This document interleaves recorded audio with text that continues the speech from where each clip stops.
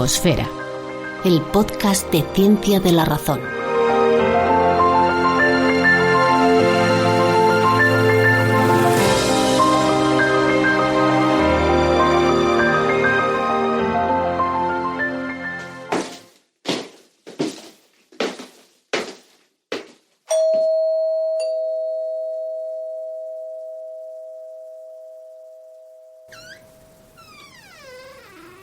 Buenas, verás, soy de Noosfera, del podcast ese de Ciencia de la Razón, y venimos a hablar sobre tu casa. En tu casa. Sé que puede parecer una violación de la intimidad, pero me explico. El tema es que estoy absolutamente convencido de que existen personas con casas tan descomunales que ni siquiera saben cómo se distribuyen sus habitaciones. Para ir del baño a la habitación tienen que hacer un acto de fe, y por el amor de Mercator, que nadie les pregunte cómo se llega a la cocina, porque eso es territorio inexplorado. Suena jocoso, pero a lo tonto, salvando las distancias, es un poco lo que nos pasa a todos. Y aunque te parezca extraño, posiblemente tú seas uno de los casos que desconoce el lugar donde vive y ni siquiera se lo ha preguntado demasiado. Está feo acusar así, a lo loco, pero entiéndeme, estoy hablando a otra escala. Olvida este modesto mundo humano que nos hemos montado, haz zoom out, que se llama, y aléjate de nosotros. Verás la Tierra, el sistema solar, para antes de llegar a la Niaquea, y lo que tendrás ante ti es tu casa cósmica, la Vía Láctea. Esa mancha blanquecina de millardos de estrellas que rasga el cielo cada noche. Pues eso, que hoy vamos a hablar sobre tu casa. Mi nombre es Ignacio Crespo y esto es Noosfera, el podcast de Ciencia de la Razón.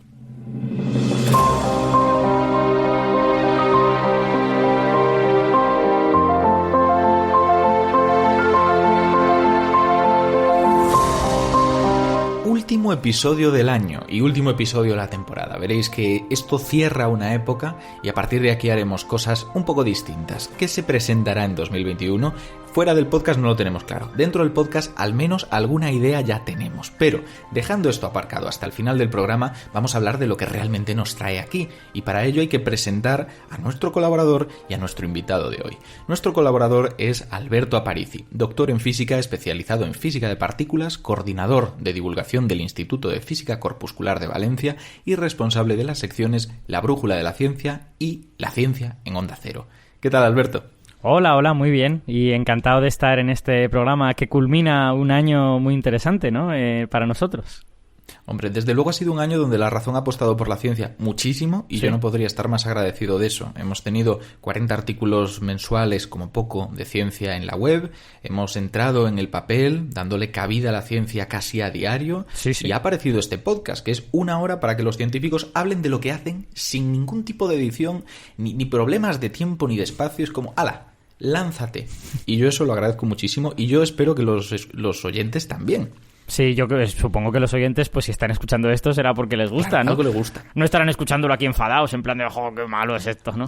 Hombre, parte del presupuesto iba en sicarios que les obligan a escuchar, pero eso no lo solemos decir. Vale. Sí, vamos a correr un tupido velo. Claro. Y aprovechando para correr ese tupido velo, vamos a presentar a el invitado de hoy. Tenemos con nosotros, y la verdad es que es una suerte, a Carlos González. Carlos González se licenció en física en la Universidad de La Laguna, donde también consiguió el doctorado en astrofísica a medias con el Instituto de Astrofísicas de Canarias. Después de unos años como investigador postdoctoral en la Universidad de Alicante, se mudó a Reino Unido, en donde trabaja de investigador senior en la Universidad de Cambridge. A medias también entre el Instituto de Astronomía y el de Investigación de Cáncer de Reino Unido. Sus áreas de investigación son la estructura de la Vía Láctea, la formación estelar, en especial de estrellas masivas, y la instrumentación astrofísica y el análisis de datos, así como la aplicación de estas a otras disciplinas. O sea, vemos que es una persona muy multidisciplinar y aparte de saludarte y decirle que hola Carlos, que muchas gracias por estar, te voy a lanzar ya una pregunta desde el principio. ¿Cómo acabas en esto? Porque traemos a gente que tiene intereses muy dispares, pero tú es que estás tocando aquí cosas muy variadas. Hola, ¿qué tal? A empezar también dándos las gracias por invitarme y decir que estoy encantado de estar aquí. Y bueno, pues la respuesta como acabo aquí realmente tiene dos preguntas. Tiene la pregunta que uno da, la respuesta que uno da cuando hace una entrevista de trabajo y después la de verdad. Entonces, claro, queremos la de verdad. La de verdad es que realmente pues son esas 1000 pequeñas decisiones que vas tomando y que un poco solo ves el camino cuando miras hacia atrás, que es una cosa muy engañosa. Claro. Entonces has acabado aquí y ahora que echas la vista atrás dices, claro, ¿cómo ha pasado? Ahora todo tiene sentido, pero nunca hubo un plan maestro detrás de todo esto, ¿no? Entonces yo empecé, cuando estaba en el instituto, lo que sí tenía claro es que quería hacer ciencia. Eso fue una cosa razonablemente clara.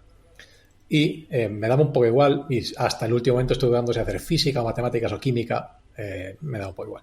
Con la cosa de que por aquel entonces la Universidad de Vigo, yo soy de Orense, lanzó la licenciatura en física. Pues yo dije, mira, pues mallao. Entonces vamos a estrenar un plan de estudios, ¿no? ¿Qué problema puede haber? ¿Qué problema puede haber? Yo fui la primera promoción, yo fui parte de la primera promoción de física. Pero efectivamente, como era la primera promoción de un plan de estudios completamente nuevo, pues cuando terminé dije, me quedé un poco descontento y dije, bueno, la ciencia tiene que ser otra cosa. Entonces decidí, porque por aquel entonces ya me gustaba bastante, decidí hacer astrofísica, decidí mudarme a Canarias, rehacer los 2 últimos años de mi licenciatura y conseguir la licenciatura en astrofísica. Y una vez era una licenciatura diferente en aquel momento. Sí, porque en aquel momento tú no, bueno, y ahora supongo que también no puedes ser licenciado 2 veces la misma cosa, entonces tú no puedes tener 2 especialidades. Entonces lo que tuve que hacer es, en lugar de solicitar mi título de física de la atmósfera, que es lo que había hecho en la Universidad de Vigo, un poco descartar mis 2 últimos años y retomarlos y conseguir mi licenciatura en astrofísica. Vale. Esto es antes de que los másteres fueran obligatorios y toda esta movida. Efectivamente. Esto yo creo que mi primer año de astrofísica todavía lo pagué en pesetas. Ostras, vale. Eso da una buena señal de a cuándo nos referimos. Efectivamente. Entonces, cuando yo estaba en Canarias, en Tenerife, pues un poco dije, bueno, me surgió la posibilidad de hacer una pequeña beca de verano y dije, pues voy a hacer un poco de investigación para probar. Y cuando se me terminó aquella beca de verano, me surgió la oportunidad de hacer una tesis con Paco Garzón, trabajando también en temas de instrumentación y en temas de física del aire. Y dije, pues mira, voy a hacer un poco la tesis para probar. Entonces, para probar la tesis. Y digo, bueno, si no me gusta esto de la investigación, pues cuando terminas la tesis es el momento ideal de parar, ¿no? Porque, bueno, claro, que también para quien lo escucha ahora de partida, para probar se prueban cosas que duran 15 minutillos, 20 minutos, no 4 años, ¿no? Pero bueno, realmente para tener una idea de cómo funciona la investigación y cómo funciona... Sí, eso sin duda. Hace falta una tesis, básicamente, realmente, para tener una idea clara de si te gusta o no. Claro. Entonces, cuando terminé mi tesis, contento, me surgió la posibilidad de hacer una estancia postdoctoral en Alicante con Ignacio Negueruela. Y dije, pues mira, vamos a ver qué tal es el mundillo de los postdocs y tal. Y ahí me lancé. Y ahí estaba haciendo cosas, sobre todo de formación masiva, muy orientado a lo que por aquel entonces, y quizá hoy en día, aunque ya está un poco pasado de moda, lo que se llama la minería de datos, que es tú tener unas bases de datos enormes e intentar buscar en toda esa marasma de datos las cosas que a ti te interesan. Claro, ordenarlas y todo esto. Sí. SQL, el mundo del SQL, ¿no? El mundo del SQL y un poco definir un poco aumentar la señal de ruido de lo que tú estás buscando en una nube de datos de gigas y teras de datos. Claro. Entonces, haciendo eso, hacia el final, los años peores de la crisis, Ignacio en aquellos momentos me dijo, mira, aquí en Alicante, además, en la Comunidad Valenciana, como Alberto bien sabrá, la crisis pegó duro. Sí, vaya. Bueno, estamos hablando de la crisis, la de 2011-2012, no esta que tenemos ahora. No, claro. 2011-2012, sí. Entonces, tenemos que irlas enumerando ya. Sí, efectivamente. Entonces, Ignacio, mi jefe por aquel entonces, me dijo, mira, pues, si quieres buscarte algo fuera, pues adelante, porque aquí las cosas están como están. Y a pesar de que yo estaba muy contento allí, y es un grupo muy, muy bueno y haciendo investigación muy interesante, pues un poco vi una oferta en Cambridge para hacer cosas parecidas de procesado de datos y dije, mira, pues no conozco a nadie allí, voy a probar y tal. Y con la cosa de que suena un poco la flauta y me ofrecieron el trabajo y a Cambridge me mudé y hasta hoy. Y con la fortuna de que una de las cosas muy buenas de la Universidad de Cambridge es que es una universidad gigantesca, o sea, es muy grande. Y como es muy grande y muy buena, es puntera en muchas cosas. En muchos campos, claro, tanto de humanidades como de ciencias, con lo cual tú tienes la posibilidad de trabajar con gente en campos súper diversos en los que quizá instituciones más especialistas les sería más difícil establecer estas colaboraciones. Uh-huh. Y una de estas... Nos estás sugiriendo que las universidades con presupuestos más nutridos suelen ser más punteras y con más posibilidades para investigar. Lo del presupuesto, no daré cifras, pero son cifras astronómicas, literalmente. Ya me imagino, nunca mejor dicho, ¿no? Sí. Es una institución con mucho prestigio, con mucho dinero, y bueno, Claro. es un poco la serpiente que se muerde la cola. Cuando tienes un presupuesto Dinero llama dinero, ¿no? grande, pues haces cosas muy llamativas, tienes resultados muy publicables. muy influyentes, que tienen mucha resonancia en la prensa, lo que atrae a más gente, lo que te trae más dinero, y así, ¿no? Exacto, claro.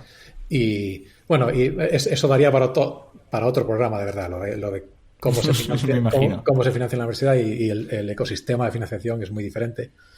Pero bueno, entonces mis jefes aquí, que son Mike Irwin y Nick Walton, tenían una colaboración desde hace mucho tiempo haciendo lo que se llama imagen médica. Uh-huh. Porque básicamente esto es una cosa además históricamente irónica. Cuando Newton hizo su primer telescopio, a la vez y usando las mismas cosas estaba Hooke, que decidió hacer un microscopio. Usando básicamente las mismas técnicas. Y son francamente, no esperaba que te remontases a Newton y Hooke para esto. Sí. Sois físicos, lo hacéis siempre. El telescopio y el microscopio son un poco evoluciones paralelas.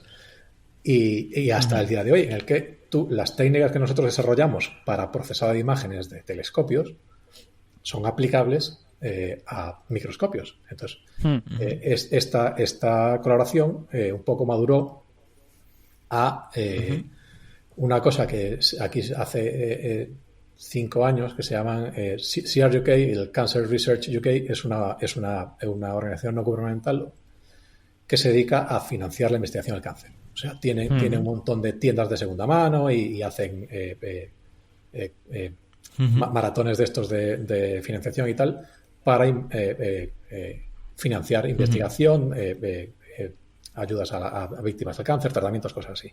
Entonces, estos hicieron una llamada que llamaron el Grand Challenge, el gran desafío, y tenía que ser un proyecto de 20 millones de libras que supusiese o consiguiese las bases de la investigación en cáncer en la siguiente década, básicamente.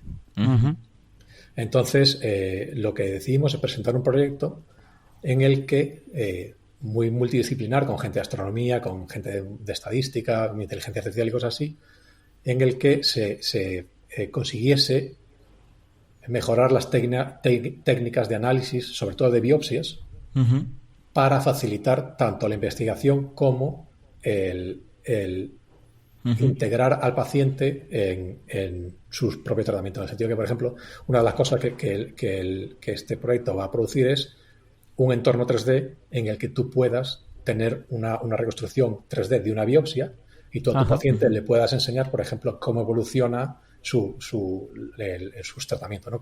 Cómo cambia el porcentaje de células cancerígenas, cosas así. Y a los científicos, que tú coges esa biopsia, pinches en una célula y te saque todos los datos que tú tienes con mogollón de modalidades, mogollón de experimentos, ADN, ARN, cosas así, tú puedas ver toda esa información de esa célula, seleccionar, por ejemplo, células que tengan un trazador similar a esa y cosas así. Entonces, tú puedes hacer ese análisis científico que hasta ahora es muy difícil porque en el caso concreto de esta rama de la medicina están empezando ahora a dar el paso a lo que se llama el Big Data, ¿no? A tener infraestructuras que te producen terabytes de datos todos los días.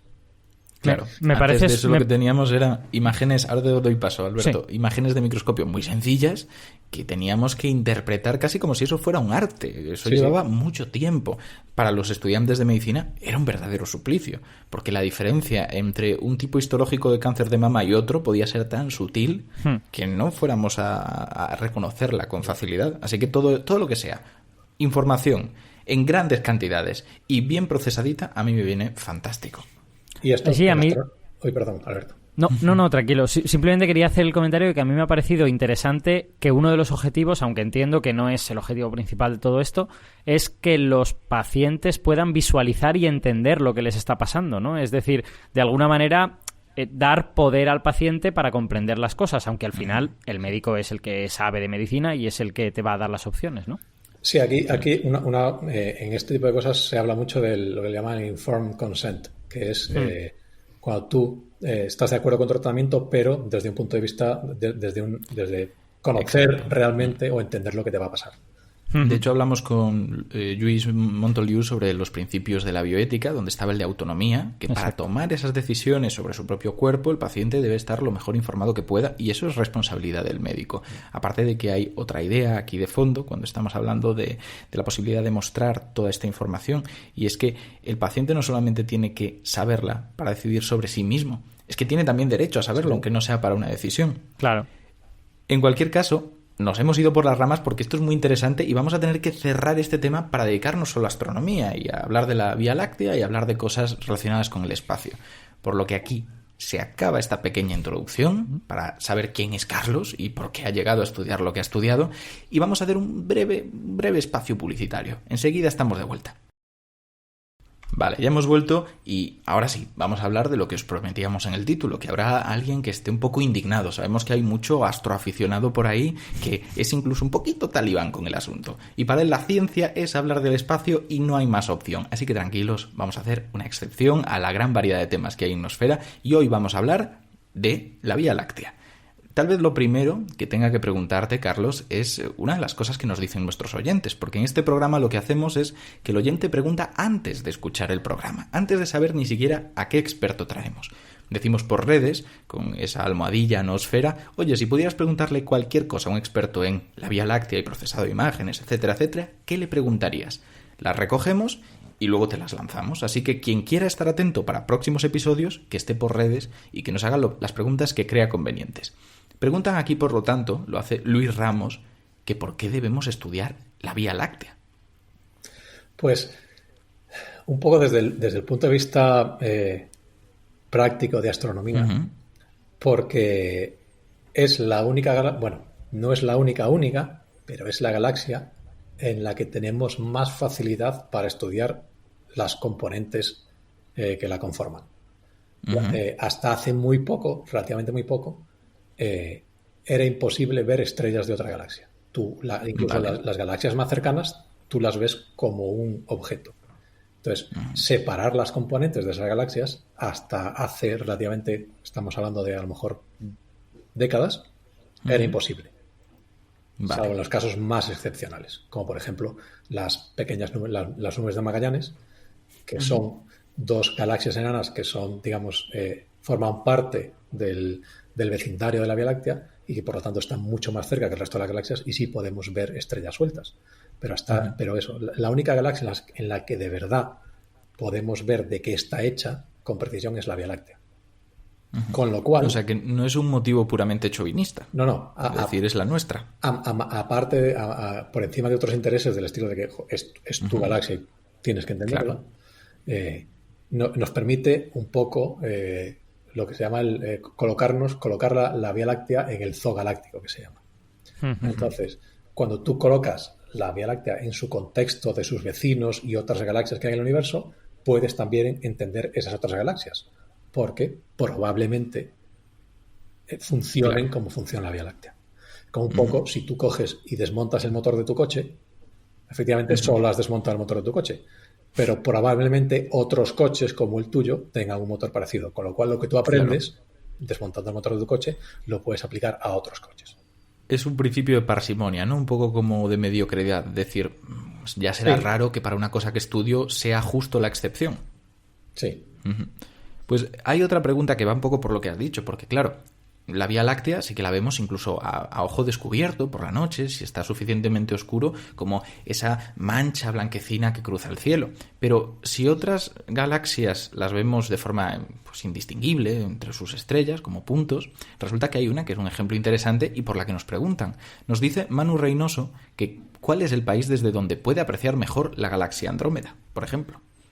Porque entiendo que esto se puede ver con prismáticos o tal vez con telescopio ya. No, incluso Andrómeda es una de las pocas galaxias que se ve a simple vista. Sí, si sabes dónde mirar, puedes ver el núcleo de Andrómeda a ojo desnudo con un buen cielo y tal. Lo que pasa es que has de saber dónde mirar porque es difusa, ¿no? Pero claro. La magnitud la magnitud aparente es 3. Para hacernos una idea, la estrella polar tiene magnitud 2. Y la estrella polar en una ciudad, por ejemplo, es muy difícil de verla. Entonces, más que un país, lo que necesitas es, la declinación de Andrómeda creo que son como 40 grados, lo cual implica que tienes que estar en el hemisferio norte o muy cerca del Ecuador, en el hemisferio sur.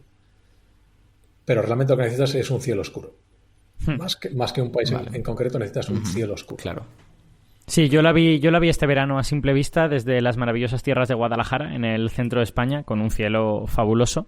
Y lo que pasa es que esa magnitud 3 está como difusa en un espacio más grande que una estrella. Entonces, aún una estrella de magnitud 3 es más fácil de ver que Andrómeda. Claro, pues nada, la respuesta para Manu Reynoso es en parte el país que tenga peor infraestructura de iluminación. Que lo busque y ahí lo tendrá. No, peor o mejor. O que hayan hecho bien su iluminación, bueno, claro, y que no le fastidien el cielo a la gente. Bien visto, se puede iluminar muy bien sin contaminar demasiado, ¿no? Eso es. Hay otra pregunta por aquí que nos hacen, más que nada para ir sentando las bases, porque estamos un poco empezando, tanteando. Luego ya entraremos incluso en lo técnico. Y nos la hace Félix González, que es uno de nuestros seguidores más frecuentes, que nos hace preguntas bastante buenas, y en este caso es como muy directa, es ¿dónde estamos realmente? Y entiendo que se refiere a esa gran galaxia de la que estamos hablando y en la que estamos inmersos. ¿En qué parte estamos nosotros? Pues nosotros estamos un poco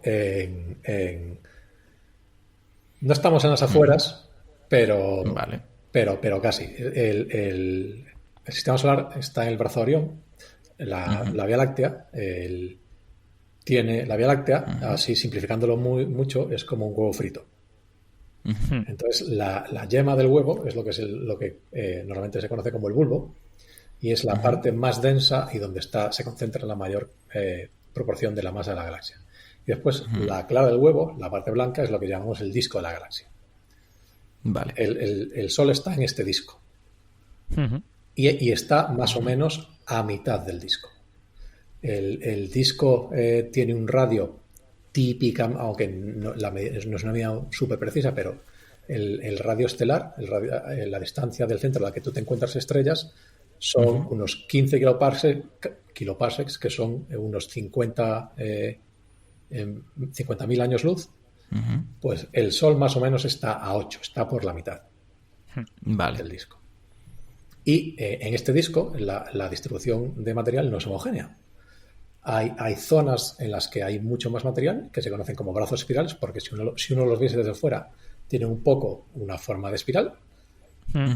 Y el Sol está muy cerca de nuestros brazos, que se llama el brazo de Orión, porque en el cielo se proyecta sobre la constelación de Orión.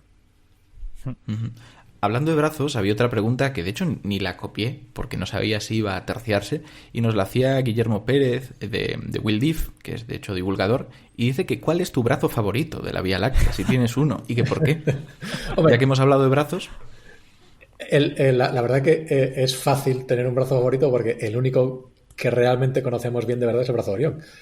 Claro. Los demás, el problema de estudiar la Vía Láctea es que es un poco como la típica cosa que te dicen de que los árboles no te dejan ver el bosque. Estamos en mitad del bosque, con lo cual hacerte una idea de la forma del bosque desde dentro es bastante difícil. Con lo cual el brazo de Orión, que es en el que estamos inmersos, un poco nos tapa todos los demás brazos. Sí, de hecho, una pregunta que te hago relacionada con eso. ¿Puede que nuestra galaxia tenga brazos que no hayamos podido identificar todavía porque estén justo al otro lado y estén totalmente tapados? Sí, sin duda. O sea, hasta hoy es muy difícil ver lo que hay al otro lado del centro de la galaxia. Salvo en condiciones excepcionales y que tengas mucha suerte de que te cuadre justo, que encuentres un pequeño huequito entre las estrellas que te permite ver un poco más allá. Es muy difícil ver lo que hay al otro lado. Con lo cual, la mayoría de lo que sabemos, por ejemplo, la estructura espiral hacia el otro lado, se basa en cosas de simetría. Por ejemplo, si de este lado hay un brazo, pues suponemos que hay otro del otro lado.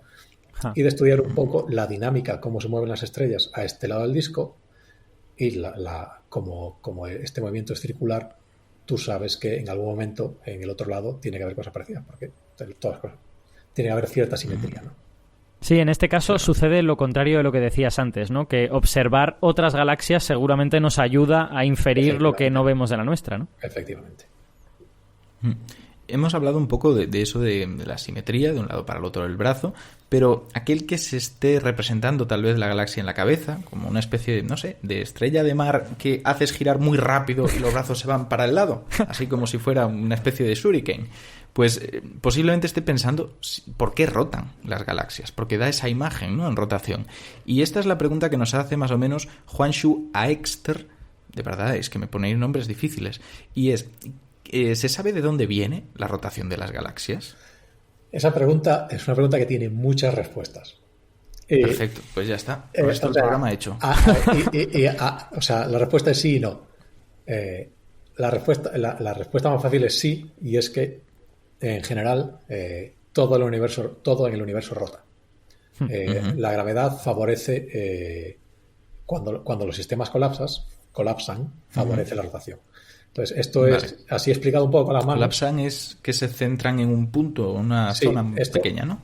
Y esto es una cosa que se aplica tanto a sistemas solares como a galaxias, como a cúmulos de estrellas. Entonces, tú imagínate que todos estos sistemas, tanto el sistema solar como una estrella, incluso la estrella o un cúmulo estelar o la Vía Láctea, se forma por el colapso de una nube de material. Tú tienes un montón de gas que, por simplicidad, asumamos que tiene forma relativamente esférica. Y dentro de esa nube las partículas se mueven de manera aleatoria. El movimiento de cada partícula es aleatorio por completo. Pero la nube en sí, cuando uno la ve desde fuera y de manera global, tiene una pequeña rotación global. Entonces, a medida que pasa el tiempo, estas partículas chocan entre sí. Con lo cual, como sus velocidades son aleatorias, pues te va a chocar una que se mueve hacia arriba con una que se mueve hacia abajo. Entonces, cuando chocan, ese movimiento hacia arriba y ese movimiento hacia abajo se compensa. Y a medida que se van produciendo estos choques, lo único que te queda es ese movimiento global que tenías, que es la rotación. Con lo cual, toda esa nube se aplana a formar un disco, porque todas esas componentes aleatorias, arriba abajo, se van promediando, anulando a medida que van chocando. Y lo único que te queda es un plano que gira con la velocidad de giro casi imperceptible que tenía esa nube enorme, que además, por una de las leyes fundamentales de la física, es lo que se llama la conservación del momento angular. Esto lo que dice es que la cantidad de giro, digámoslo así, es constante. Esto es lo que vemos, por ejemplo, cuando uno ve patinaje artístico y hay un patinador que está girando sobre sí mismo y dependiendo de si extiende los brazos o se encoge, gira más rápido o más deprisa. Claro. Entonces, esta conservación del momento angular lo que dice es que, digamos, tu tamaño, tu radio y la velocidad la velocidad con la que giras, el producto de esas dos cosas es constante. Entonces, cuando tú abres los brazos, tu radio es muy grande, con lo cual tu velocidad disminuye. Cuando tú cierras los brazos, como tu radio es más pequeño, para compensar, la velocidad aumenta, la velocidad de giro aumenta. Entonces, esa nube enorme, que tenía casi nada de rotación, una rotación imperceptible, cuando se contrae a formar, por ejemplo, un sistema, una estrella, ese giro imperceptible se acelera para compensar que ahora el sistema es mucho más pequeño. Vale, qué bueno. Qué interesante, claro, porque cabría esperar que las nubes que formaron una galaxia tuviesen un momento angular muy pequeño, ¿no? O sea, que al final se anulase prácticamente todo. Entonces, estamos viendo como el remanente del poquito momento angular que no se anuló. El momento angular. Y la segunda parte de la pregunta es, esta conservación del momento angular es una cosa que se cumple a nivel del universo. O sea, el momento angular del universo se conserva. Con lo cual la pregunta es, ¿de dónde viene ese momento angular? ¿Por qué las cosas intrínsecamente giran? Que eso es una pregunta que probablemente nadie pueda contestar todavía. Buscaremos a alguien y haremos un podcast solamente de eso. A mí me gusta imaginármelo de una manera, que es que a lo mejor esto es erróneo, pero me parece un modelo razonable, que es que si viésemos el universo como conjunto, seguramente su momento angular total sería 0. Pero cuando coges un trocito del universo, como es la nube de la que se forma una galaxia, la probabilidad de que en ese trocito el momento angular sea exactamente 0 es pequeña. Tendrá un momento angular probablemente pequeñín, pero lo normal es que tenga algo diferente de 0, ¿no? Sí, la respuesta lógica es pensar que en su conjunto el momento angular es 0, pero realmente no se sabe. O sea, claro, Es posible que el universo tenga un momento angular global, pero eso ya serían modelos cosmológicos y nos metemos en otra harina.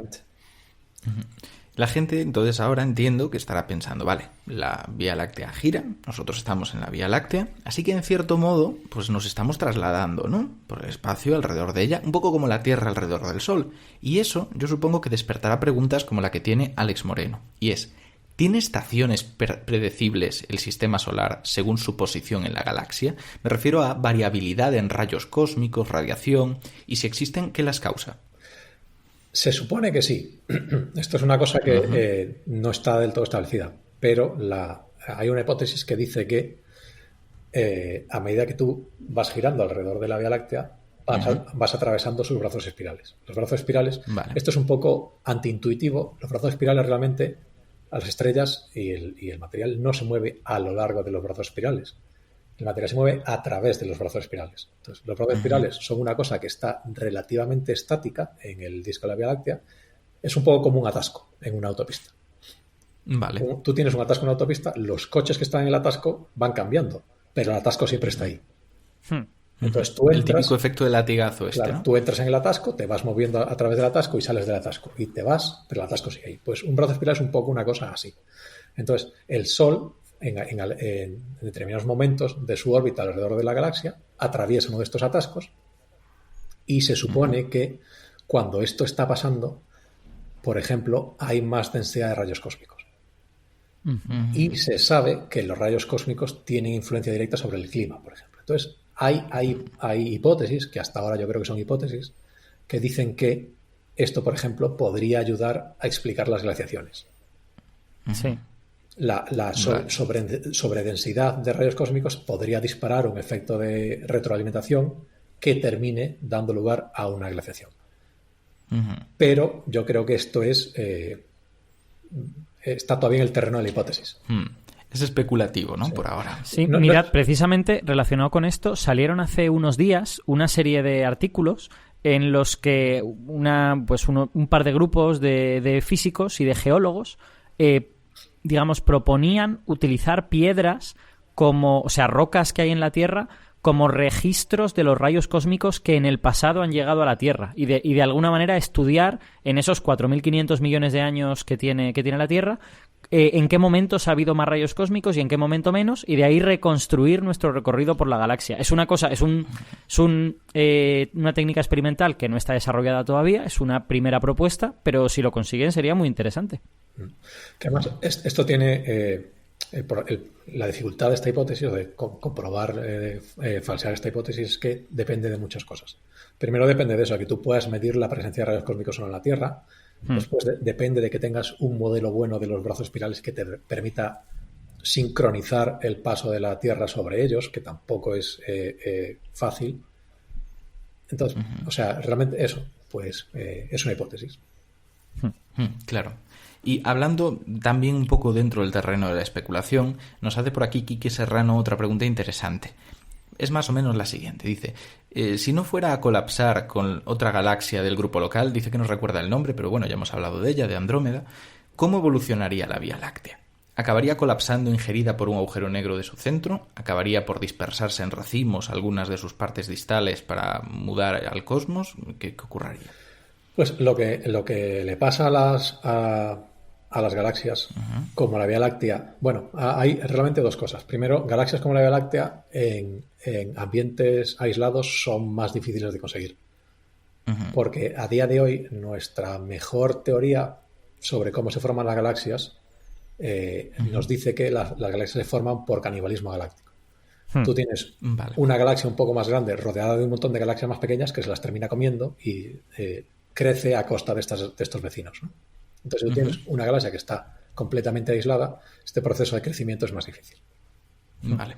Pero suponiendo que tengas una galaxia como la Vía Láctea aislada, lo que le termina pasando es ahora la Vía Láctea es una galaxia espiral, se termina transformando en lo que se llama una galaxia elipsoidal, que simplemente es una galaxia que si uno la viese tendría una forma de lenteja, básicamente, o una pelota de rugby un poco más aplanada, en el que simplemente a medida que este disco en el que ahora nosotros nos encontramos va evolucionando, se ensancha un poco como una masa en el horno, se crece y termina cogiendo esa forma un poco, las órbitas se convierten cada vez más caóticas y termina un poco perdiendo toda su gran escala, su estructura a gran escala y convirtiéndose en una elipse un poco uniforme.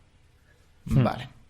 A medida como la densidad de material es cada vez menor, hay cada vez menos formación estelar, con lo cual todas las estrellas van envejeciendo y no hay nuevas generaciones de estrellas, con lo cual la galaxia se vuelve cada vez más roja. Y eso es lo que domina. O sea, a medida que el tiempo pasa, pues tus estrellas van evolucionando, se van volviendo más rojas, se apagan, con lo cual en principio, claro, estos son procesos que tardan del orden de la vida del universo. Claro. Entonces, a medida no es algo que ocurra en un instante. A medida que, pues, básicamente la galaxia se irá apagando poco a poco y cada vez estará compuesta por más restos de estrellas que no emiten luz, junto con estrellas de muy poca masa que emiten muy poca luz. Sí, hay que pensar que otra cosa que les pasa a las galaxias cuando se evolucionaran así de manera aislada durante mucho tiempo es que algunas estrellas son expulsadas hacia afuera. Hay encuentros cercanos entre estrellas que tardan mucho en ocurrir y alguna estrella es expulsada para afuera y la otra estrella como que se va un poquito más hacia el centro. Y eso hace que la galaxia pierda momento angular y eso también le permite pasar de esta forma más plana, en la que hay un momento angular claro, un giro claro, a una forma, digamos, más parecida a un elipsoide en la que el momento angular es menor cada vez, ¿no? Y si eso continuara hasta el infinito, pues a lo mejor se convertiría en una especie de esfera, ¿no? Claro. Y respecto a lo del agujero negro, otra cosa que podría pasar es que el agujero negro del interior de la Galaxia se vaya convirtiendo cada vez en más masivo, atraiga más estrellas, pero esto es un fenómeno que se frena a sí mismo. En el sentido de que llega un momento en que el agujero negro es tan masivo que la radiación que emite su propio disco de acreción un poco frena el colapso sobre él. Vale. Porque a pesar evita de que sigan cayendo cosas, ¿no?, a su pozo gravitatorio. Sí, efectivamente. ¿Qué es lo que pasa? Esto hay galaxias que por lo general están muy lejos de la Galaxia, galaxias tipo lo que se llaman AGNs, que son galaxias de núcleo activo, que se llaman, que es lo que está pasando en estas estrellas. Estas estrellas tienen un agujero negro supermasivo en su centro que está emitiendo un montón de radiación porque hay material que colapsa sobre él, pero a la vez esta radiación empuja este material hacia afuera. Claro. Vale. Pues yo creo que aquí, por desgracia, sí que tenemos que hacer un pequeño parón. Vamos a dejar de hablar de generalidades de la Vía Láctea porque tenemos a alguien que procesa mucha información y eso es una gran oportunidad para decirle, vamos a ver, ¿cómo sabéis todo esto? Porque algún que otro oyente seguro que le empieza a escamar y hay respuestas, y buenas respuestas que escucharemos a la vuelta de la publicidad. Enseguida estamos con vosotros. Estamos de vuelta y estamos de vuelta para dar respuestas. Respuestas, por ejemplo, a esta pregunta que hace aquí Juan de Dios Charte Beltrán, otra de estas personas que nos pregunta con frecuencia y cosas muy interesantes. Y aquí, pues oye, está hablando del elefante de la habitación, que es ¿cómo es posible saber que la Vía Láctea es una galaxia espiral estando nosotros en su interior? Pues eso es bastante difícil, pero lo sabemos de varias maneras. La manera más sencilla y es lo que el primer mapa, la primera idea de cómo de la forma que tenga la Galaxia se consiguió así, es simplemente contando estrellas. Entonces tú dices, bueno, pues voy a dividir el cielo en regiones, como si fuese un tablero de ajedrez, y simplemente voy a ver cuántas estrellas hay en cada cuadrito. Entonces, si por ejemplo, el Sol estuviese en el centro de la Vía Láctea y la Vía Láctea fuese una esfera, en todos los cuadritos debería haber el mismo número de estrellas. Vale. Entonces, ¿qué es lo que veo? Que esto no es cierto. Hay cuadritos, por ejemplo, los que están cerca de la Vía Láctea en el cielo, que tienen un montón de estrellas. Y hay cuadritos que están a 90 grados de esa Vía Láctea, que tienen muy pocas estrellas. Lo cual me dice que la galaxia, por ejemplo, es un sistema aplanado. Hay muchas más estrellas en una determinada zona del cielo que en otras. Vale. Entonces, esto es la primera aproximación. Lo siguiente que podemos hacer es ver la velocidad de estas estrellas. Entonces, viendo tanto de las estrellas como de, por ejemplo, en la Vía Láctea no solo hay estrellas, sino también hay gas. Hay hidrógeno, hay polvo. Si podemos ver la velocidad de este gas y de estas estrellas, lo que me puede hacer es una idea de cómo se mueven las cosas. Entonces, lo más evidente es que las estrellas están dando vueltas alrededor de un punto. Esto, por ejemplo, lo descubrieron la primera vez usando cúmulos globulares. Si uno mira dónde están los cúmulos globulares, que son grupos de estrellas, de millones de estrellas, y por lo tanto, como son grupos de estrellas, son muy fáciles de ver, porque son muy brillantes, intrínsecamente muy brillantes, la gente se dio cuenta de que la distribución de estos cúmulos, en lugar de ser aleatoria, parece que apunta a un punto como si estuviesen distribuidos alrededor de un centro. Entonces, este centro, si uno mira la velocidad de las estrellas, por ejemplo, se da cuenta de que las estrellas parecen rotar alrededor de este centro también. Y lo mismo le pasa al gas.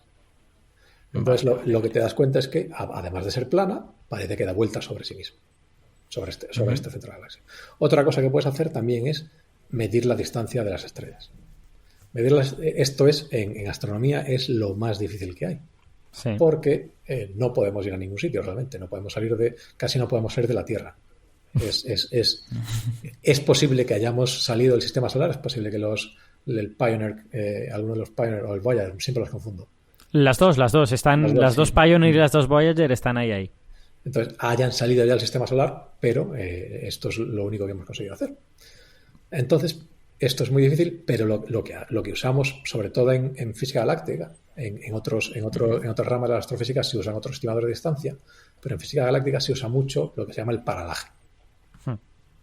El paralaje es un efecto cuando cambiamos nuestro punto de vista respecto a una cosa. Y esto es una cosa que uno lo puede experimentar muy fácil, y es que si yo extiendo mi brazo con el pulgar hacia arriba y lo miro con mis dos ojos y después cierro un ojo y cierro el otro, yo veo que el pulgar se mueve con respecto al fondo. Eso es porque el ángulo, si yo lo miro con el ojo izquierdo, el ángulo que veo con respecto al fondo es distinto al ángulo que veo con respecto si lo miro con el ojo derecho.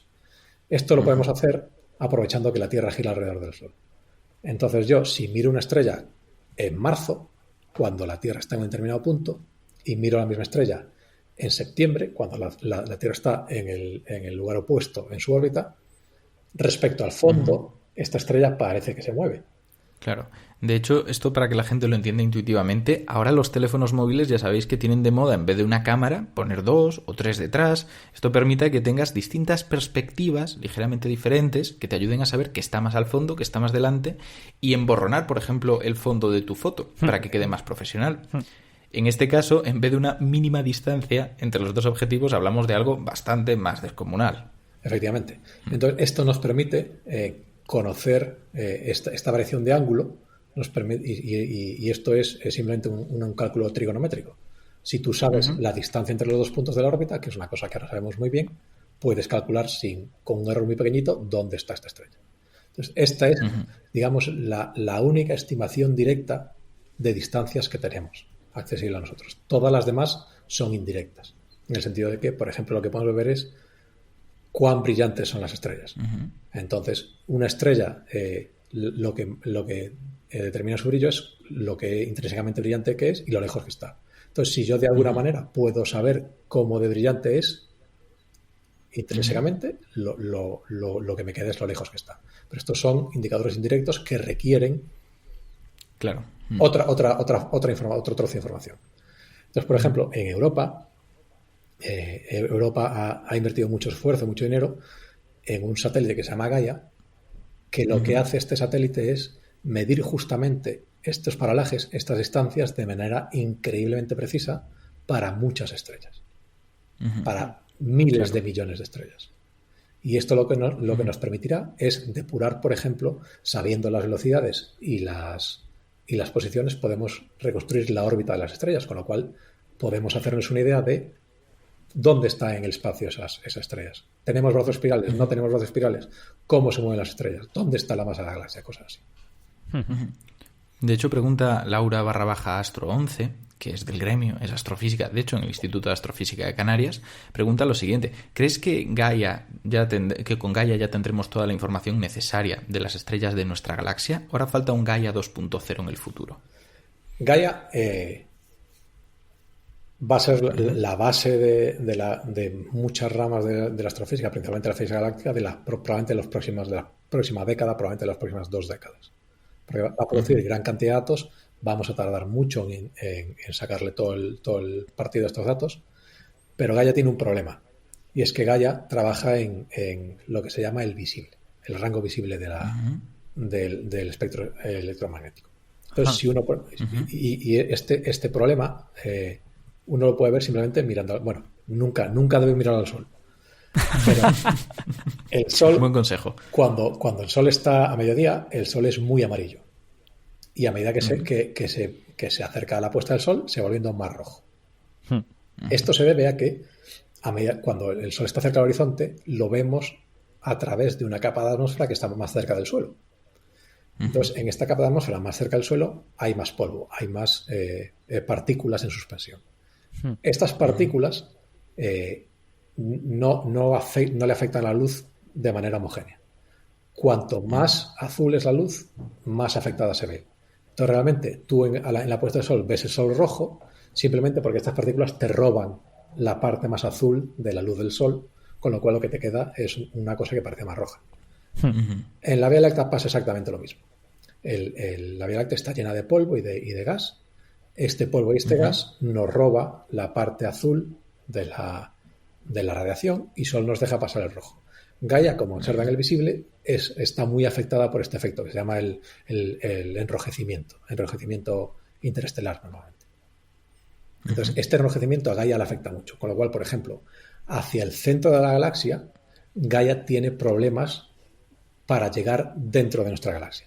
Se queda un poco no en la vecindad solar, pero se queda en un par de kiloparsecs alrededor del Sol, lo que vendría siendo básicamente pues de un cuarto a la mitad de nuestra distancia al centro de la galaxia. Entonces, para poder ver a través de este material interestelar, lo que tenemos es que movernos a longitudes de onda más lejanas, al infrarrojo típicamente. En este infrarrojo, el polvo es más transparente, con lo cual un Gaia en el infrarrojo, por ejemplo, nos dejaría ver el centro de la galaxia de manera directa, por ejemplo. O sea que si Gaia tiene esa limitación de distancia, que no sé tampoco cómo de fuerte es la limitación, entiendo que con ella estamos viendo, digamos, un cuadrante de la galaxia, ¿no? Solo, digamos, el cuarto que hay a nuestro alrededor de toda la galaxia. O al menos podemos ver bien solo ese cuadrante. Lo que vemos es una figura un poco extraña porque hacia un lado es casi esférica, hacia fuera de la galaxia, como el enrojecimiento no es tan grave, ves muy lejos. Pero hacia adentro lo que te limita es este enrojecimiento, con lo cual te quedas un poco más cerca. Pero una vez que te sales del plano, por ejemplo, como va a haber menos gas, vuelves a ver muy lejos, con lo cual tiene una forma un poco extraña. Pero sí, o sea, en la zona en la que Gaia es peor, se queda a 2-3 kiloparsecs de donde estamos nosotros, a unos creo que son 10 años luz, 10.000 años luz. Son 3, sí, algo así. Pero claro, aún así, esto es órdenes de magnitud mejor de lo que teníamos hasta ahora. La gente está muy interesada en Gaia, en general, entre las preguntas que tenemos aquí, en parte porque hace poco ha sido actualidad. Y nos pregunta Jordi Mayol, ya algo que va un poquito más a la profundidad, dice, ¿cada cuánto envía datos Gaia y cuántos llega a enviar? ¿Cómo se procesa tal cantidad? Gaia está enviando datos continuamente. Bueno, no continuamente, todos los días. Lo que pasa es realmente el bajarse datos del espacio es algo más difícil que bajárselos de Internet. Entonces, tú solo tienes ventanas de transferencia limitadas cuando tu satélite está alineado bien con tus antenas, que están en determinados puntos del planeta y cosas así, ¿no? Pero bueno, Gaia está mandando datos dentro de esas limitaciones continuamente. El problema, la dificultad de Gaia es que cuando tú quieres analizar estos datos, necesitas un sistema de referencia. Lo que estábamos comentando antes del paralaje, tú siempre detectas el paralaje respecto a estrellas de fondo. El problema de Gaia es que es tan preciso que no hay medidas de estrellas de fondo suficientemente precisas para que tú las uses como referencia. Ahí va. Con lo cual tienes que buscarte en tus propios datos estos puntos de referencia, que normalmente son cuásares, por ejemplo, que son objetos que están muy, muy, muy lejos, con lo cual no tienen movimiento. Claro, tú tienes que encontrar estos cuásares en tus propios datos. Entonces, por eso el sistema de Gaia lo que hace, lo que se llaman son data releases, emisiones de datos o liberaciones de datos, porque se tardan años en tener suficientes datos para encontrar estos puntos de referencia y se tardan meses en, una vez que los has encontrado, tienes que reanalizar todos tus datos y ponerlos en el sistema de referencia, por ejemplo, de estos cuásares. Entonces, a pesar de que Gaia estamos recibiendo datos de Gaia continuamente, realmente estamos limitados por el hecho de que cada vez que se encuentra un cuásar nuevo, por ejemplo, tienes que volver a reprocesar todos tus datos que son... O sea, Gaia al final de su vida, un poco el titular de Gaia era la galaxia en 1 petabyte. Entonces, Gaia al final de su vida producirá seguramente más de 1 petabyte de datos. 1 petabyte son 1024 terabytes, que es el tamaño típicamente del disco duro de tu ordenador. Entonces, cualquier ordenador que tengamos hoy en día pues tiene 1 terabyte, es lo típico que no tiene disco duro. Para nuestros oyentes que no sepan muchísimo de astrofísica, cuando Carlos ha dicho lo de los cuásares, yo me he quedado ojiplático, porque es que estamos usando Gaia para ver la galaxia y los cuásares, sin embargo, son objetos muchísimo más lejanos. Por eso se mueven tan poco. O sea, los cuásares son núcleos de galaxia que están a 5.000 millones de años luz, a 8.000 millones de años luz. O sea, esa es la precisión, ¿no? Necesitas irte a algo que está millones de veces más lejos que las estrellas que estás observando. Tenéis que imaginaros un poco, para intuir eso de que al estar lejos no se mueve, lo típico de ir con el tren y fijarte que los postes de al lado de la carretera se mueven más rápido que las montañas del fondo, y tú en cambio te mueves a la misma velocidad respecto a cualquiera de esos dos objetos. En este caso, imaginad cómo de lejos tienen que estar para que el movimiento sea imperceptible. Que además esto es una de esas cosas que cuando un astrónomo da una charla al público general, la pregunta más temible a la que se enfrenta un astrónomo es: ¿y eso para qué sirve? Ya, pero bueno, aquí somos un poquito más educados. Por ejemplo, curiosamente, esto de los cuásares es una cosa que tiene aplicaciones prácticas diarias. O sea, por ejemplo, todos los satélites de GPS se orientan respecto a cuásares.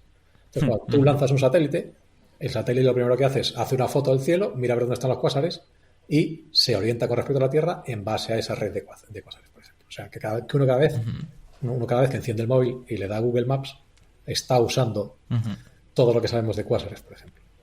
Sí, bueno. a mí hay una cosa que me da un poco de rabia a veces de los comentarios que algunas personas hacen, que te dicen, incluso los que aprecian la ciencia, te dicen: no, descubrir los cuásares, muy bien, pero hacer un mapa de muchos cuásares, ¿eso para qué sirve? O sea, una vez ya has descubierto los cuásares, ¿para qué quieres saber dónde hay 25 o 100 cuásares? Bueno, pues precisamente para esto, ¿no? Si no tuvieras esos 100 cuásares bien cartografiados, no podrías hacer estas cosas.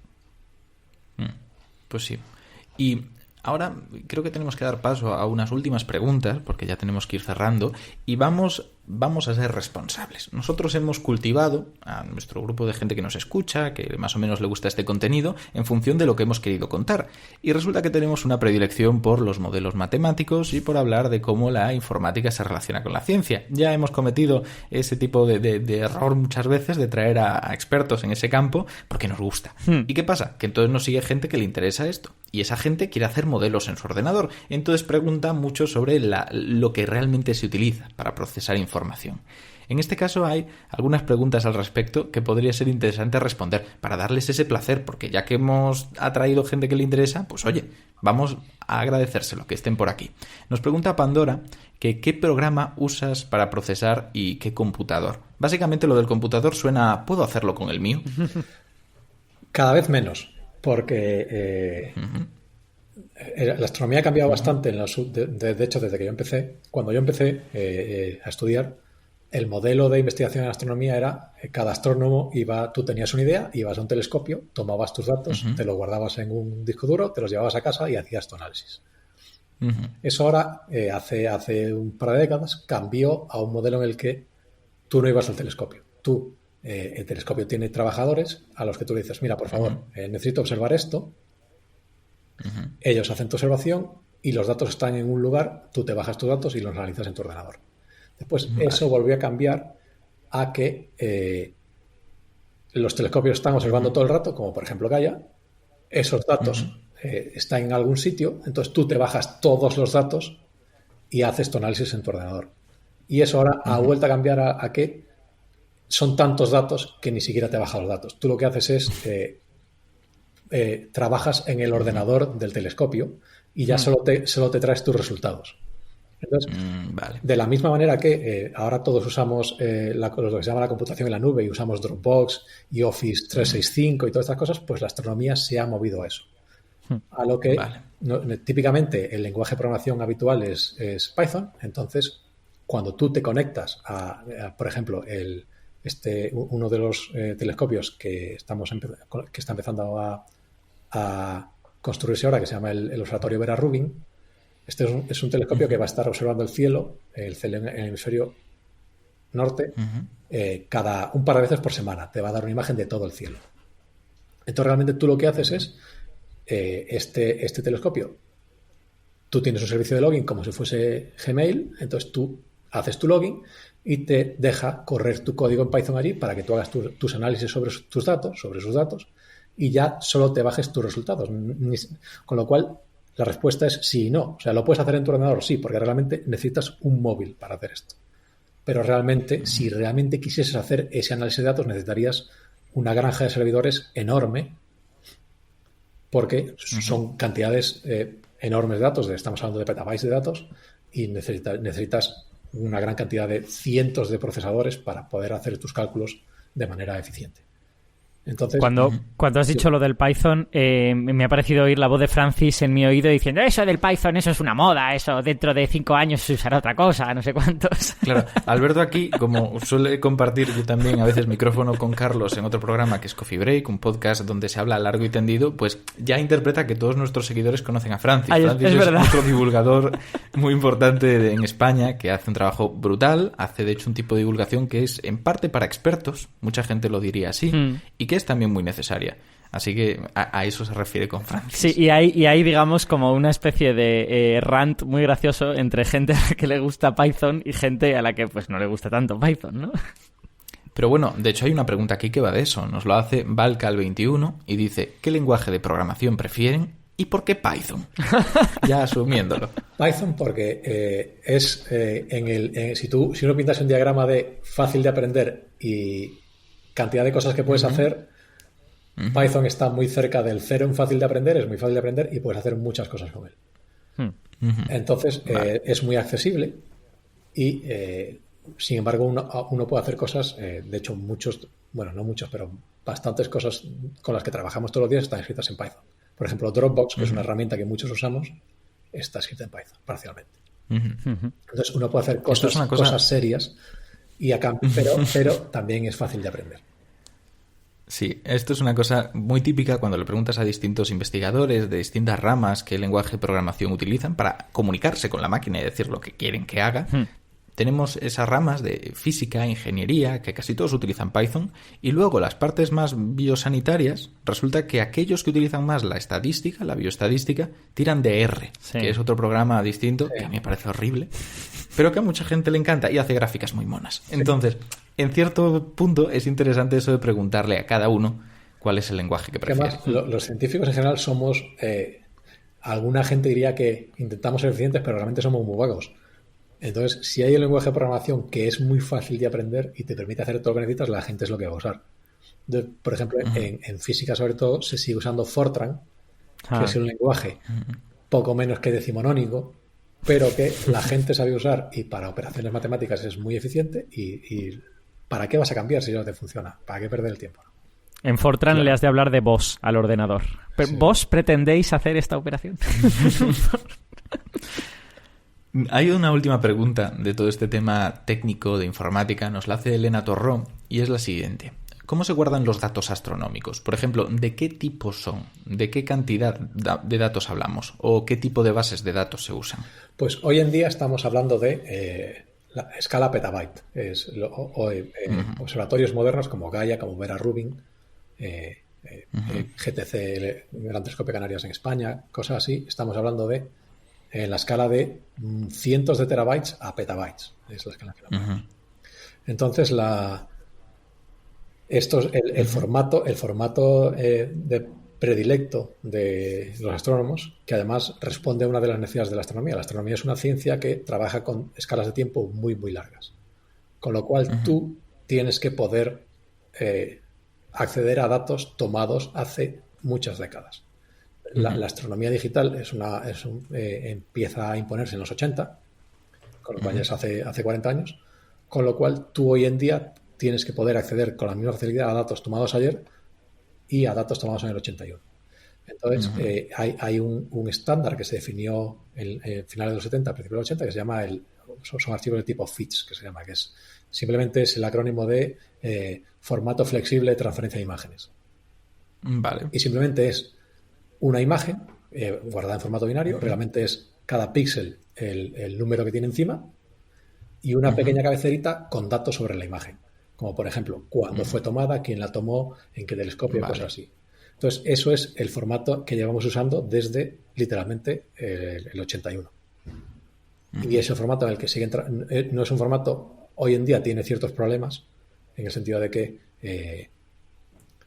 no es. Ahora, hoy en día, la programación paralelo es necesaria cuando tienes grandes cantidades de datos. Programar en paralelo es obligatorio para poder hacer tus cuentas en tiempos razonables. Entonces, FITS, por ejemplo, tiene ciertos problemas con esas cosas, pero a cambio es el estándar y a cambio cualquier imagen tomada por un telescopio profesional es compatible con cualquier programa de análisis que cualquier persona escriba en cualquier otra parte del mundo. Y esto es una cosa que, por ejemplo, volviendo un poco al tema de la imagen médica, esto a la gente que trabaja con microscopios le revienta la cabeza cuando tú le explicas esto, que tú te vas a un telescopio en la India que tomó una imagen en 1980 y le das doble clic y con tu programa de análisis se abre perfectamente. Esto es una cosa que... Claro. Cuando metemos además cosas de gestión sanitaria, todo el tema de la informatización es un caos.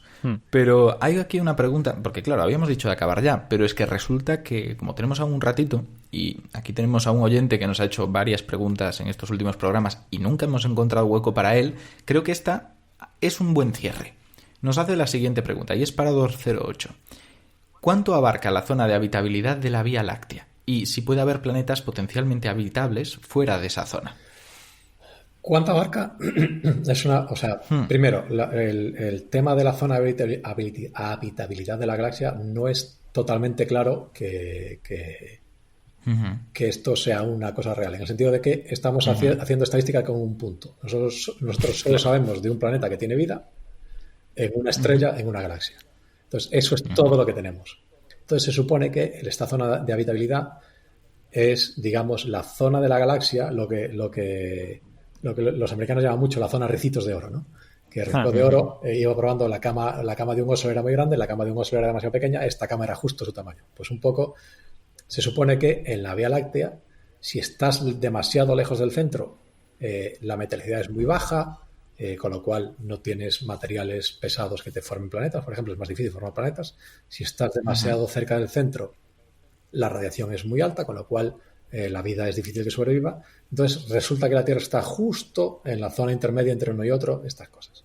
Entonces, supone que hay una zona intermedia, un anillo alrededor del centro de la Vía Láctea, casualmente en el que está la Tierra, en el que solo en ese anillo la vida compleja puede sobrevivir. Pero esto es un argumento antropocéntrico, si quieres. Claro. O sea, como estamos nosotros aquí, esta es la zona en la que tienen que haber los planetas. Realmente no sabemos a ciencia cierta si esto es así o no. Sí es cierto que cuando no está muy cerca del centro de la galaxia, efectivamente la radiación estos rayos cósmicos son mucho más frecuentes y más energéticos, con lo cual es difícil y además uno está expuesto a eventos, a fulguraciones del agujero negro, cosas así que efectivamente podrían afectar al desarrollo de la vida. Sobre todo vida compleja que necesitas miles de millones de años para que evolucione. Pero a día de hoy esto no es una teoría demasiado establecida. En principio creo que se habla de un anillo de cientos de parsecs, un kiloparsec en torno a la posición del Sol, típicamente. Sí, de todas maneras, yo también le diría a los oyentes que cuidado con este tipo de cosas, porque otra cosa que no se conoce demasiado de los planetas, de la totalidad de exoplanetas que conocemos, es su campo magnético, y que tener un campo magnético intenso te pone un escudo frente a esos rayos cósmicos. Así que planetas con campos magnéticos muy intensos posiblemente podrían ser habitables más hacia adentro en la galaxia que planetas con campo magnético más débil. Esto, en general, la posición de la galaxia es un poco la cereza en la tarta. O sea, hay muchos factores mucho más importantes. Entonces, en la escala de cosas que delimitan la posible presencia de vida, pues primero está el tipo de estrella, cuán cerca estás de tu estrella. Claro, y lo mismo ocurre aquí en el sistema solar, porque también se habla de la zona de habitabilidad, pero en realidad resulta que luego encontramos a Europa, una luna, con agua fundida, donde no debería estar agua fundida. ¿Por qué? Porque hay otra peculiaridad, que tiene esas fuerzas de marea con el planeta que orbita. Eso es. Entonces, esas mismas excepciones que ya estamos viendo aquí, puede haberlas en la galaxia. Claro. Sería lo normal. Sí. Y ahora sí, para cerrar, ya lo prometo de verdad, pero es que hay una pregunta aquí que tenemos que hacer porque a mí me hace mucha gracia. La hace Leonardo Caveda y es, vale, ¿y todo esto cómo me afecta a mí, que soy Piscis? Pues te afecta lo mismo que nos afecta a los demás que no lo somos. Exacto, es que es una respuesta muy rápida, pero me parece también un buen final. Es decir, eso de la astrología no tiene nada que ver con la astronomía. Okay. Seguimos viendo de vez en cuando algún periódico que los mezcla, pero no tiene nada que ver. Probablemente ahora con Gaia lo que puedes hacer es o sea, la astrología no solo es... no tiene ningún tipo de fundamento, sino que además es increíblemente arbitraria. Porque, por ejemplo, una de las cosas que sabemos con Gaia es que esas constelaciones que de forma del zodíaco no son constantes en el tiempo. Con lo cual, la posición de las estrellas, cuando uno se mueve en la Tierra, en el paso de la Tierra hacia atrás, cambian poco, pero cambian. Por ejemplo, sabemos que la estrella polar en los tiempos de Grecia, por ejemplo, no estaba en el Polo Norte. En el Polo Norte astronómico. Entonces, probablemente, o sea, la astrología, si funcionase además, solo funcionaría en una ventana muy concreta de la evolución de la humanidad. Sería mucha casualidad. Me ha recordado, y esto ya nos dará pie a la próxima y última sección, a ese capítulo de Doctor Who en el que él seguía por la posición de las estrellas para saber cuánto ha avanzado en el tiempo. Dice, ostras, debo de haber avanzado tantos millones de años. Bastante curioso. ¿Y por qué digo que nos enlaza? Porque a la vuelta de este pequeño espacio publicitario vamos a hacerle a Carlos unas preguntas pues muy moderadas sobre sus aficiones. Y entre ellas hablaremos de películas. Así que nos escuchamos enseguida. Estamos de vuelta y vamos a conocer un poco al científico que hay detrás de esta trayectoria que hemos estado comentando, detrás de este conocimiento. Porque, aunque parezca mentira, hay gente que todavía se imagina que los científicos son seres malignos y desconectados de la sociedad que habitan en búnkeres secretos. Tal vez no exageren tanto, pero por ahí van los tiros. Y la realidad es muy distinta. Al final somos gente absolutamente normal que hacemos cosas de gente normal, al menos cuando nos miran. Y como gente normal que somos, nos gustaría tener un búnker secreto. Así que si alguien está dispuesto, por favor, sus donaciones son bienvenidas. Nos encantaría grabar desde un búnker secreto. Así que ahí lo dejamos todo abierto. Las 3 preguntas que solemos hacer, quienes nos escuchan las conocerán de sobra, pues son muy normalitas. La primera es que si pudieras recomendarle a nuestra audiencia un libro, el libro que quieras, ¿qué libros recomendarías? Quizá en 2020 el libro que recomendaría es un libro de Nate Silver que se llama La señal y el ruido.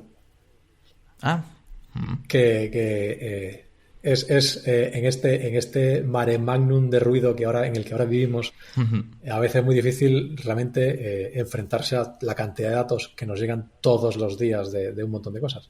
Y este libro, Nate Silver, es una persona curiosa. Creo que él empezó su vida haciendo estadísticas sobre el béisbol. Y muy típico eso. Hay muchos estadistas que empezaron con el béisbol. Se hizo famoso porque fue la única o fue la persona que tenía el modelo más preciso que predijo las votaciones cuando Obama, no sé si la primera elección o la segunda elección de Obama. Entonces, tiene una web que se llama 538.com en el que habla mucho sobre todo de predicciones electorales y de cosas de deportes. Y ha escrito un libro que ahora ya quizás sea un poco viejo porque probablemente tenga 5 años y estas cosas cambian muy rápido, en el que habla de cómo se usa la estadística para predecir cosas en general. Y en particular cosas como, por ejemplo, las elecciones. Cómo se usa la estadística para predecir la intención de voto, que es una cosa muy relevante en 2020. Y también un poco lo extiende un poco a cosas de predicción de terremotos y cosas así, cosas de interpretar datos de científicos que son relevantes un poco ahora, pues lo que estamos viendo de coronavirus, de que hay este mare magnum de cosas que nos llega, como demonios la gente encuentra el sentido detrás de todas estas cosas que uno mide, ¿no? La segunda pregunta es no sobre un libro, sino sobre una película. Ya pasamos a lo audiovisual. Si pudieras recomendarles una película en concreto, ¿cuál sería? Una sola, madre mía. Solo una. Solo una, ¿no? Te dejamos dos si quieres. La verdad es que no lo sé. No, es esto, yo reducirlo en una sola película. A mí, o sea, si yo tuviese que ver que escoger una película, probablemente me quedase con Blade Runner, pero no sé si es lo que recomendaría a todo el mundo. Claro. Hablamos además de la original, ¿no? Sí, aunque la de hace un par de años tampoco está mal. A mí también. A mí me gustó mucho. Sí. Bueno, pues Blade Runner me parece, la verdad, un buen consejo. Es cierto que tal vez no sea para todos los públicos. De hecho, en su momento Blade Runner fue un desastre en taquilla y hubo que verla desde la distancia para que algunos le empezaran a encontrar el gusto. Alberto niega un poco con la cabeza.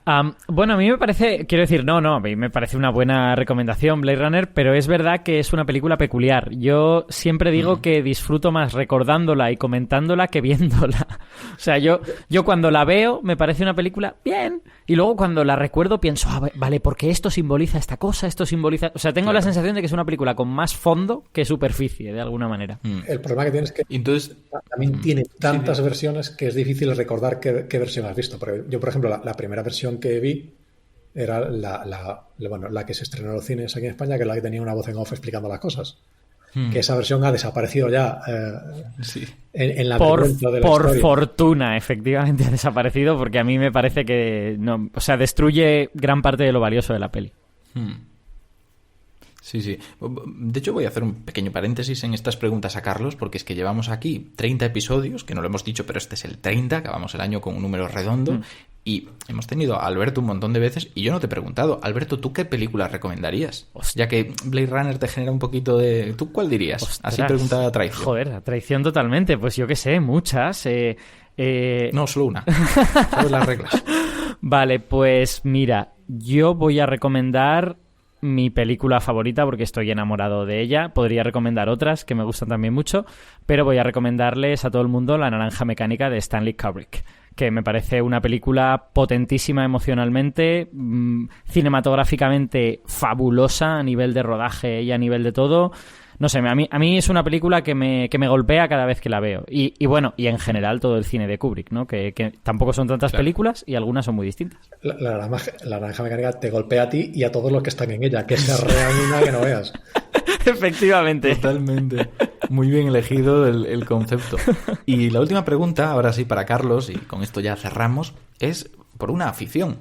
Si dijeras, oye, esta afición a mí me ha aportado mucho, quiero que todo el mundo la pruebe alguna vez en su vida, ¿cuál sería? Pues en estos tiempos, mi descubrimiento de este año ha sido la escalada. La escalada, el bouldering, que no sé cómo se llama en castellano, el ¿Rocódromo? Rocódromo, sí. No sé, la escalada no lo sé. en interior o lo que sea. Sí, entonces sí. Porque en esta época que nos ha tocado vivir, hay 800 millones de preocupaciones existenciales que te atacan todos los días. Cuando tú estás colgado a 10 metros del suelo de una mano y solo tienes una preocupación. Te vas a arrear la leche de tu vida, es muy difícil preocuparse de otras cosas, con lo cual te libera mucho, es muy relajante, es muy relajante.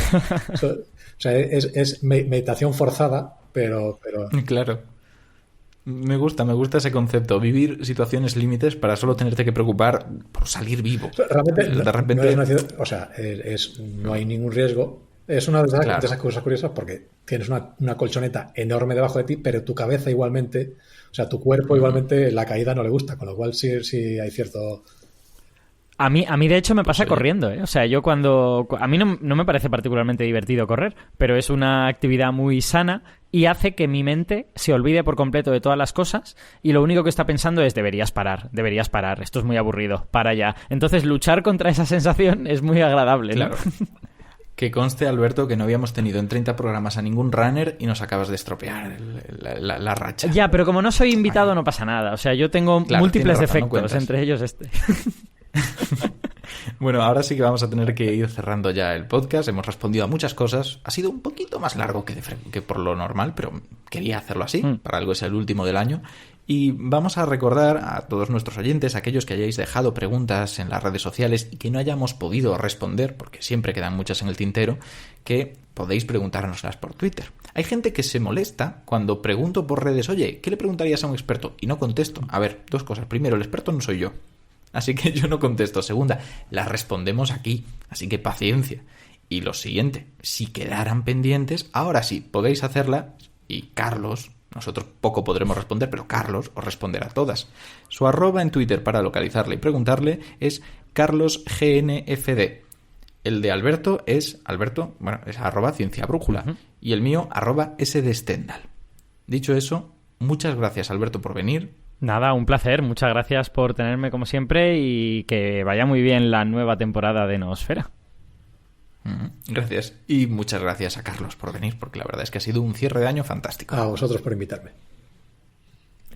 Y normalmente yo haría una reflexión ahora, para concluir en caliente, hablando sobre lo que hemos estado comentando en el programa. Pero ha quedado todo muy claro. Ya sabemos cuál es la importancia de vivir y conocer el lugar donde vivimos, de observar, de preguntarnos. Es en base más o menos a lo que hemos dicho en todos los programas, lo mismo. Lo que pasa es que ahora sí que ocurre algo distinto. Acaba el año, ya lo estamos diciendo. Y tal vez la reflexión tenga que ser sobre eso, tenga que ser sobre todo lo que hemos hecho. Aquí hemos sido tremendamente felices, al menos yo, y creo que los colaboradores también, pudiendo entrevistar a gente fantástica, aprender de ellos y llevaros un poquito más esa visión del investigador, del científico, sin ningún tipo de ambaje. No a través de una entrevista en la que se seleccionen las preguntas y las respuestas, no a través de un papel frío de negro sobre blanco, no, a través de sus voces y con tertulias más o menos divertidas, distendidas. Yo he sido muy feliz con ello, he aprendido mucho y estoy deseando enfrentarme a un nuevo año y traeros a más gente, más temas y de una manera distinta, porque todas las cosas cambian y por diversos motivos pues vamos a intentar hacer esto más dinámico, con ligeras diferencias y esperemos que os guste lo que 2021 va a traer, que desde luego es posible que sea bastante mejor que 2020. Dicho eso, muchas gracias por acompañarnos durante todo este año, durante tantas aventuras y nuevos retos, y esperemos que 2021 traiga al menos los mismos y con un poquito menos de sufrimiento. Así que feliz año y nos vemos a la vuelta.